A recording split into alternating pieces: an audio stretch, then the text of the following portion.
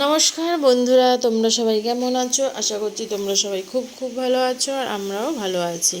তো দেখো, আজকে সন্ধ্যাবেলা খেতে ইচ্ছে করছে একটু চিকেন পকোড়া। বাইরে হচ্ছে প্রচণ্ড বৃষ্টি, ঝড় বৃষ্টি। ভাবলাম ঘরে কিছু যে চটপটে কিছু বানিয়ে নিই। আর আমার বর তো চলে গেছে অফিসে, এনে ছেলেদেরকে টিফিন এনে দেওয়ার মতনও কেউ নেই, যেন ভাবলাম একটু ঘরেই অনলাইনে একটু চিকেন অর্ডার করে চিকেন পকোড়া বানাবো।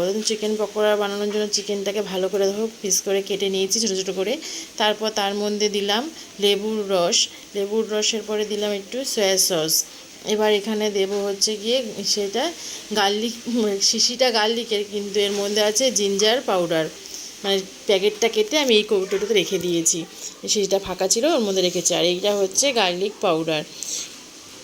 এর মধ্যে গার্লিক পাউডার দেওয়ার পরে এর মধ্যে দেব একটুখানি জিরের গুঁড়ো, তারপরে দেব হচ্ছে জিরের গুঁড়ো, লঙ্কার গুঁড়ো, মানে রান্নার যা যা টুকটাক উপকরণ থাকে সেগুলোই দিয়ে নেব। তারপর একটু দুটো কাঁচা লঙ্কা নিয়েছি, এই দুটো কাঁচা লঙ্কা একটু কুচি কুচি করে দেব ঝালের জন্য। একটু লঙ্কার গুঁড়োও দিয়েছি, কিন্তু এই লঙ্কার গুঁড়ো দিয়েছি যাতে পকোড়াটা একটু লাল লাল হয়, এর জন্য এই হালকা একটু লঙ্কার গুঁড়ো দিয়ে দিয়েছি এর মধ্যে। এরপরে দিলাম পেঁয়াজ কুচি, তারপরে দিচ্ছি নুন স্বাদ মতন, যেরকম তোমরা যেরকম পরিমাণে নেবে সেই অনুযায়ী নুনটা দিয়ে নেবে, স্বাদ নিজেদের টেস্ট অনুযায়ী। তারপরে একটা ম্যাগি মশলা ওর মধ্যে দিয়ে দিলাম, আর দিলাম একটু বেসন। আমার কাছে ঘরে কর্নফ্লাওয়ার ছিল না বলে আমি একটু বেসন দিয়ে আজকে ভাবলাম পকোড়াগুলো বানিয়ে নিই।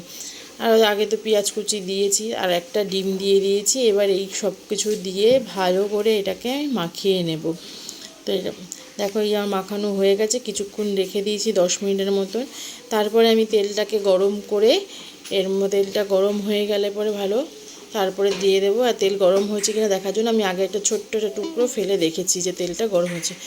তারপর তেল গরম হয়ে যাওয়ার পর আমি এর মধ্যে দিয়ে দিয়েছি চিকেন সে পিসগুলো, চিকেন ছোটো ছোটো পিসগুলো যে মাখিয়ে রেখেছিলাম, ম্যারিনেট করা চিকেনের পিসগুলো এর মধ্যে দিয়ে দিয়েছি। এক একটা মানে ভাজা হতে প্রায় 5 মিনিট ধরে লেগেছে। মানে একদম বাড়িয়ে দিলে হবে না, সিম করে এটাকে ভাজতে হবে আস্তে আস্তে করে, যাতে পকোড়াটা ভিতর থেকে একদম মানে সেদ্ধ হয়ে যায় চিকেনটা, যাতে কাঁচা না থাকে। এর জন্য গ্যাসটাকে সিম করে নিয়ে আস্তে আস্তে করে এটাকে ভাজতে হবে।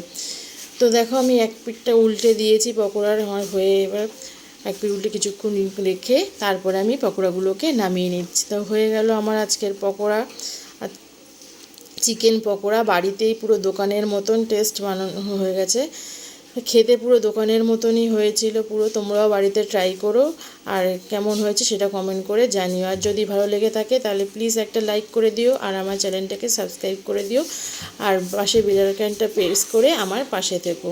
তো আজকের মতন এখানেই টাটা, গুড নাইট। দেখা হবে আবার নতুন একটা ভিডিও নিয়ে কালকে তোমাদের সাথে। তোমরা সবাই তখন খুব খুব ভালো থেকো। আর এইভাবেই ঘরের সহজ কিছু মশলা দিয়ে বাড়িতেই তোমরা বানিয়ে নিতে পারো দোকানের মতন একদম পকোড়া। দোকানে তো অনেক দিনের তেলে ভাজা থাকে, বাড়িতে পুরো ফ্রেশ তেলের পকোড়াটা ভেজে খেয়ে দেখতে পারো।